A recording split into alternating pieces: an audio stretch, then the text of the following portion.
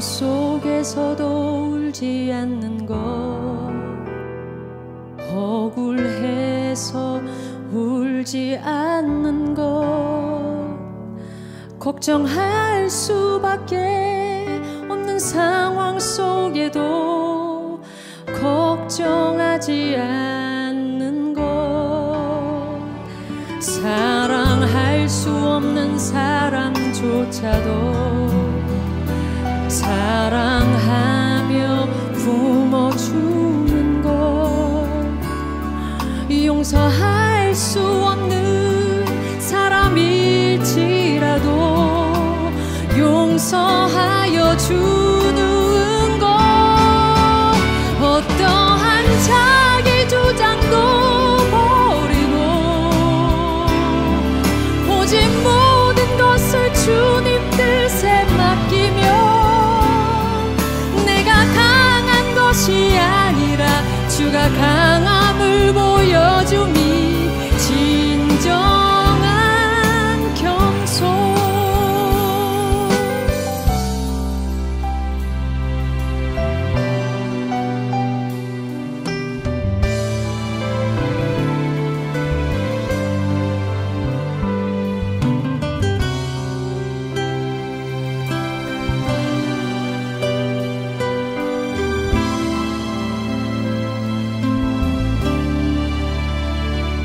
참을 수 없어도 화내지 않고 끝까지 인내하는 것, 감사할 수 없는 그런 조건에서도 감사하며 사는 것, 칭찬이나 비난 가운데서도 침묵하며 살아가는 것, 말씀 순종하기 어려울지라도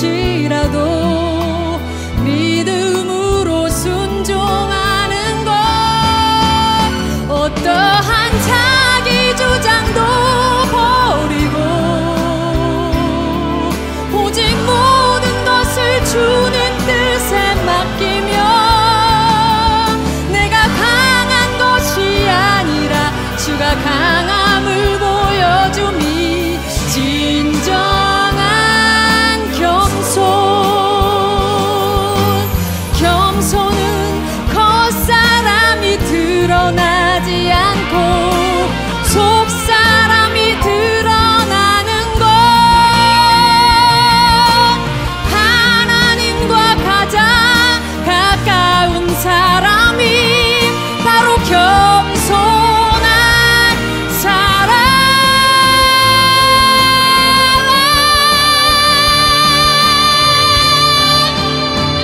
어떠한 자기 주장도 버리고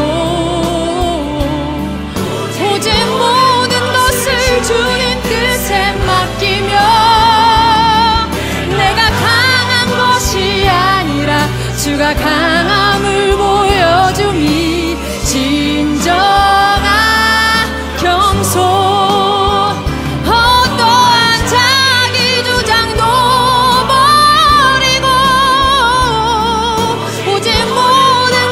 주님 뜻에 맡기며 내가 강한 것이 아니라 주가 강함을 보여줌이 진정한 겸손. 내가 강한 것이 아니라 주가 강함을 보여줌이 진정한 겸손.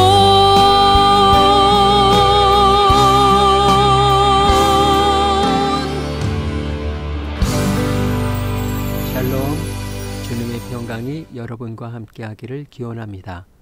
오늘 새벽 강단을 통해 하나님의 말씀을 깨닫는 지혜와 기도하고 간구하는 모든 것들 위해 응답의 열매가 충만하기를 소망합니다. 오늘 성경 읽기 내비게이션은 고린도후서 12장에서 13장까지의 말씀입니다. 무익하나마 내가 부득불 자랑하노니 주의 환상과 계시를 말하리라. 내가 그리스도 안에 있는 한 사람을 아노니 그는 14년 전에 셋째 하늘에 이끌려 간 자라. 그가 몸 안에 있었는지 몸 밖에 있었는지 나는 모르거니와 하나님은 아시느니라. 내가 이런 사람을 아노니 그가 몸 안에 있었는지 몸 밖에 있었는지 나는 모르거니와 하나님은 아시느니라. 그가 낙원으로 이끌려가서 말로 표현할 수 없는 말을 들었으니 사람이 가히 이르지 못할 말이로다. 내가 이런 사람을 위하여 자랑하겠으나 나를 위하여는 약한 것들 외에 자랑하지 아니하리라. 내가 만일 자랑하고자 하여도 어리석은 자가 되지 아니할 것은 내가 참 말을 함이라. 그러나 누가 나를 보는 바와 내게 듣는 바에 지나치게 생각할까 두려워하여 그만두노라. 여러 계시를 받은 것이 지극히 크므로 너무 자만하지 않게 하시려고 내 육체에 가시 곧 사탄의 사자를 주셨으니 이는 나를 쳐서 너무 자만하지 않게 하려 하심이라. 이것이 내게서 떠나가게 하기 위하여 내가 3번 주께 간구하였더니 나에게 이르시기를 내 은혜가 내게 족하도다. 이는 내 능력이 약한 데서 온전하여 짐이라 하신지라. 그러므로 도리어 크게 기뻐함으로 나의 여러 약한 것들에 대하여 자랑하리니 이는 그리스도의 능력이 내게 머물게 하려 함이라. 그러므로 내가 그리스도를 위하여 약한 것들과 능력과 궁핍과 박해와 권고를 기뻐하노니 이는 내가 약한 그때에 강함이라. 내가 어리석은 자가 되었으나 너희가 억지로 시킨 것이니 나는 너희에게 칭찬을 받아야 마땅하도다. 내가 아무것도 아니나 지극히 크다는 사도들보다 조금도 부족하지 아니하리라.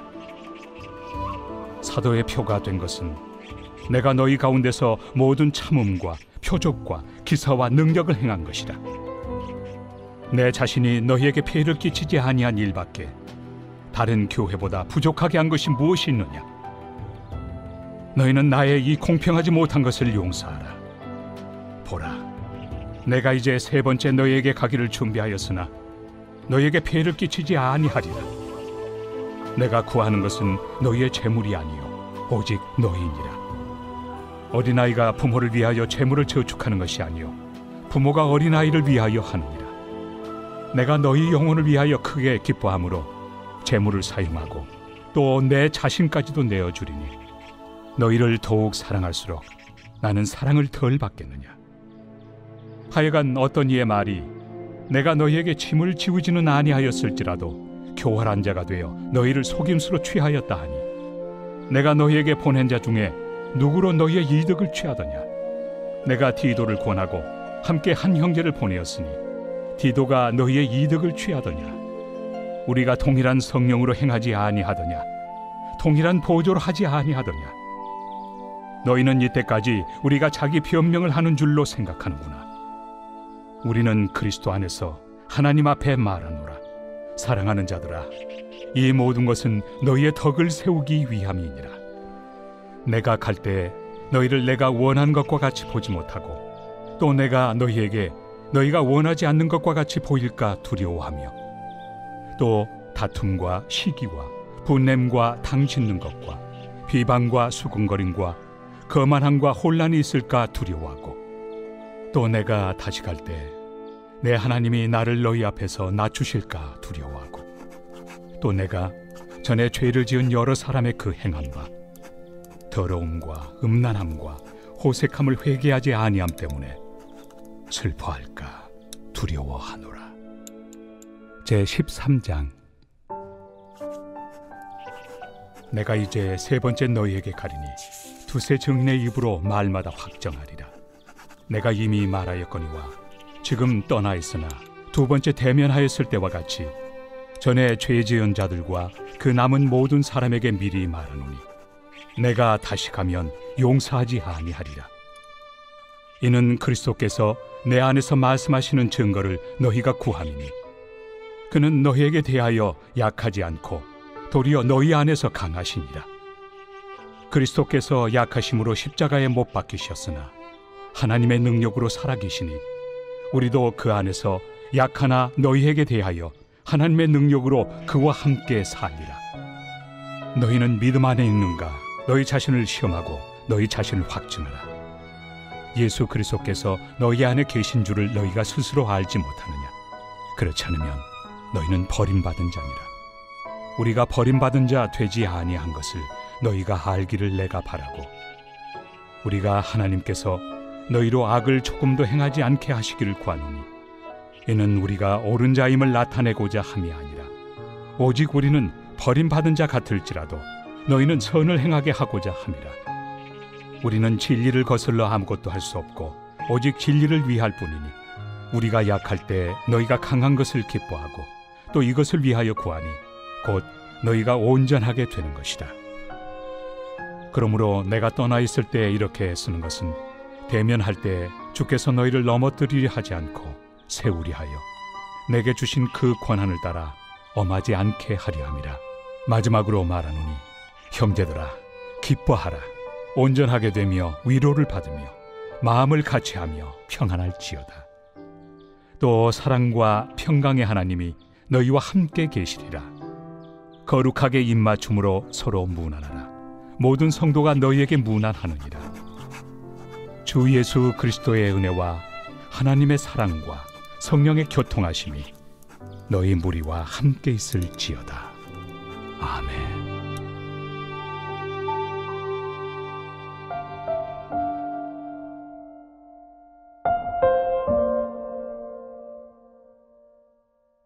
확증 편향. 사실 여부를 떠나 자신의 견해에 도움이 되는 정보만 선택적으로 취하고 자신이 믿고 싶지 않은 정보는 외면하는 성향을 말합니다. 다른 말로 자기 왜곡이라고 부르기도 합니다. 쉽게 말하면 보고 싶은 것만, 듣고 싶은 것만, 믿고 싶은 것만 선택적으로 보고, 듣고, 믿는 심리 현상을 말합니다. 그래서 자신의 기대나 이해관계와 상충될 때 아무리 객관적인 정보라도 의식적, 무의식적으로 무시하거나 왜곡하는 경향을 보이게 됩니다. 거짓 교사들의 미혹에 빠져있는 고린도 교회에 대해 바울은 그들의 확증 편향적 자세를 질책하고 있지 않나 생각해 봅니다. 신앙생활에 있어서 우리도 이렇게 확증 편향에 빠지기 쉽습니다. 특별히 체험이나 기도에 있어서 자신이 보고, 듣고, 믿고 싶은 대로 하는 경우가 많습니다. 그러나 하나님은 우리의 체험이나 기도 응답에 대한 것조차도 하나님은 때로는 멈추게 하시기도 합니다. 그런 방법을 통해 하나님께서는 색다른 기도 응답을 선물로 주시기도 합니다. 톨스토이는 미국에서 많은 아이들의 생명을 앗아간 조난사고에 관한 기사를 읽고 기도라는 제목의 글을 썼습니다. 톨스토이는 자신의 글을 통해 응답되지 않은 기도라는 문제를 탐구하고 고민하면서 응답되지 않은 기도가 우리를 위한 최선일 수도 있지 않느냐고 반문합니다. 그는 응답되지 않은 기도를 문제로 보는 대신 응답된 기도가 색다른 선물이 될 수 있다고 합니다. 우리가 기도한다는 사실 자체가 우리를 성도로 만들어 주지는 않습니다. 왜냐하면 우리의 기도에는 보통 이기심이 스며들어 있기 때문입니다. 기도할 때 우리는 성도로서 뿐 아니라 또 죄인으로서 기도합니다. 그러나 우리는 이런 사실에 대해 쉽게 잊고 지냅니다. 왜냐하면 교만 때문입니다. 그러면 이 교만을 어떻게 이겨낼 수 있을까요? 그것은 바로 예수 그리스도께서 십자가에서 보이신 아버지 하나님께 대한 겸손입니다. 바로 그 겸손이 십자가 구속의 은총을 완성시킨 것입니다. 고린도 교회의 교인들은 유대 거짓 교사들에 대해 큰 교사라고 생각했습니다. 큰 교사라는 말은 그들이 갖고 있는 외적인 조건이 남달랐다는 것입니다. 율법을 해석하고 가르치는 능력과 권위, 또한 그것을 행함으로 보이는 의로운 삶, 할례를 통한 외적인 조건, 그리고 그들이 가지고 있는 은사들, 그들은 모든 조건을 다 갖추고 있는 듯 보였습니다. 그러나 그들에게 없는 것이 하나 있습니다. 바로 십자가의 겸손입니다. 그래서 그들은 교만과 독선에 빠지게 되어 하나님을 말하지만 하나님이 없고 사랑을 말하지만 사랑이 없다는 것입니다. 이에 바울은 자신이야말로 외적인 조건을 비하면 어디 하나 빠지지 않을 것이라고 합니다. 체험에 대한 부분에 있어서도 말을 하지 않아서 그렇지 자신은 누구도 체험하지 못한 삼층천 체험을 말로 하면 알아듣지도 이해할 수도 없을 것이라고 합니다. 그런데 하나님은 이런 자신의 외적인 조건에도 불구하고 겸손할 수 있도록 육체의 가시, 질병을 주셨다고 고백합니다. 그는 육체의 가시를 없애달라고 열심히 기도했지만 응답받지 못했다고 합니다. 그러나 응답받지 못한 기도가 오히려 색다른 응답이었다고 고백합니다. 그것 때문에 스스로 겸손하여져서 자신의 생각과 힘에 의지하지 않고 온전히 하나님께 순종하는 사도가 되었다고 간증합니다. 이것이 고린도후서를 마무리하는 바울의 마음이 아닐까요? 주 예수 그리스도의 은혜와 하나님의 사랑과 성령의 교통하심이 너희 무리와 함께 있을지어다. 아멘. 이 시간 기도의 자리로 나아갑니다. 응답받지 않은 기도라는 선물을 기억합니다. 교만은 하나님께서 일하심을 멈추게 한다는 것을 기억합니다. 도리어 겸손은 합력하여 선을 이루게 하시며 하나님께서 직접 일하심을 기억하고 확증 편향에서 벗어나 온전히 하나님의 뜻을 분별하며 순종할 수 있도록 그리스도의 겸손한 앞에 무릎 꿇고 기도의 자리로 나아갑니다.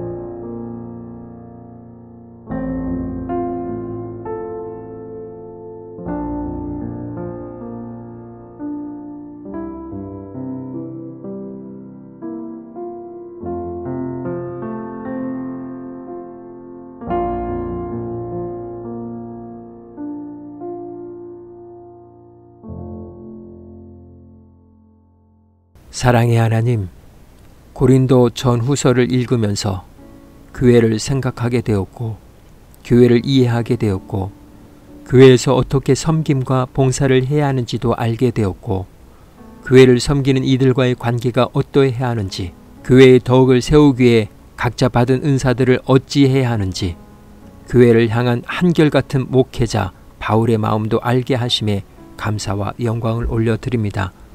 이제 보고 듣고 경험한 모든 것들이 움직이는 교회로서 거룩함을 간직한 삶으로 이어지게 하시고 교회 공동체 안에서 겸손함으로 합력하여 선을 이루어 가게 하옵소서. 오늘은 이렇게 고백하며 나아갑니다. 멈추게 하심도 하나님의 뜻입니다. 예수님의 이름으로 기도합니다. 아멘. 이제 음악이 마칠 때까지 자유롭게 기도합니다. 하나님께서 우리의 기도에 귀 기울여 주십니다.